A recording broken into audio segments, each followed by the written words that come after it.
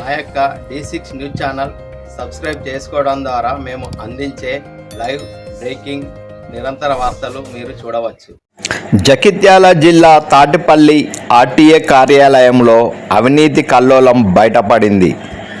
అధికారులు తెలిపిన వివరాల ప్రకారం ఆర్టీఏ అధికారి భద్రునాయక్ తన అధికార స్థానాన్ని దుర్వినియోగం చేస్తూ ఒక వ్యక్తి నుంచి 22,000 రూపాయల లంచం స్వీకరించినట్లు నిర్ధారణ అయింది. ఈ వ్యవహారాన్ని గమనించిన అవినీతి నిరోధక శాఖ ఏసీబీ అధికారులు సమాచారం మేరకు అప్రమత్తమై దాడులు నిర్వహించారు. లంచం మొత్తం ఆయన పర్సనల్ డ్రైవర్ ద్వారా తీసుకుంటున్న సమయంలో ఏసీబీ అధికారులు పట్టుకున్నారు. పూర్తి వివరాలు తెలుసుకొని సరైన సాక్ష్యాలతో భద్రునాయక్ను ప్రశ్నించి డ్రైవర్ను అదుపులోకి తీసుకున్నారు. జిల్లా ఆర్టీఏ కార్యాలయంలో ఉద్రిక్తత నెలకొంది.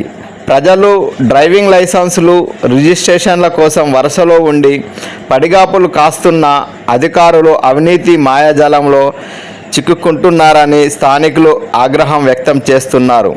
కరీంనగర్ ఏసీబీ డీఎస్పీ విజయ్ కుమార్ మాట్లాడుతూ, ఈ నెల 4వ తేదీన జేసీబీని సీజ్ చేసిన DTO Bhadrunayak pollution paper, insurance లేవని వారి వద్ద నుండి 40,000 రూపాయలు డిమాండ్ చేయగా అదే రోజు 13,000 రూపాయలు తీసుకొని ఈరోజు 22,000 రూపాయలు డ్రైవర్ సహాయంతో తీసుకోగా రెడ్ హ్యాండెడ్గా పట్టుకున్నామని తెలిపారు.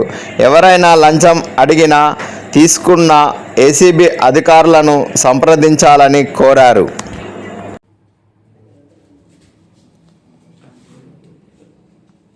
బాలోతు భద్రునాయక్ గారు మొన్న 4th రోజు ఒక జేసీబీని సీజ్ చేశారు.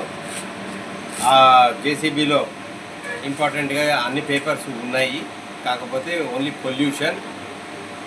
Pollution paper and insurance papers లేవనేసి వాటి మీద కేసు బుక్ చేయకుండా ఆ బండిని సీజ్ చేసి వాళ్ళ దగ్గర నుంచి 2 సెల్ ఫోన్స్ తీసుకొని వాళ్ళ ఓన్ సెల్ ఫోన్స్ 40,000 డిమాండ్ చేశారు ఇవ్వమని. ఆ 40,000కి వాళ్ళు రిక్వెస్ట్ చేసుకుంటే 35,000కి డీల్ సెట్ అయింది. అవుట్ ఆఫ్ దట్ 13,000 అదే రోజు ప్రైవేట్ డ్రైవర్ అయిన అరవింద్ తీసేసుకొని మిగతా 22,000 ఈరోజు ఇవ్వమని చెప్తే ఈరోజు ప్రింటెడ్ అమౌంట్ వాళ్ళు మనం అప్రోచ్ అయితే మేము ప్రింటెడ్ అమౌంట్ చేసి ఇచ్చాము. దాన్ని తీసుకుంటూ రెడ్ హ్యాండెడ్గా దొరికారు.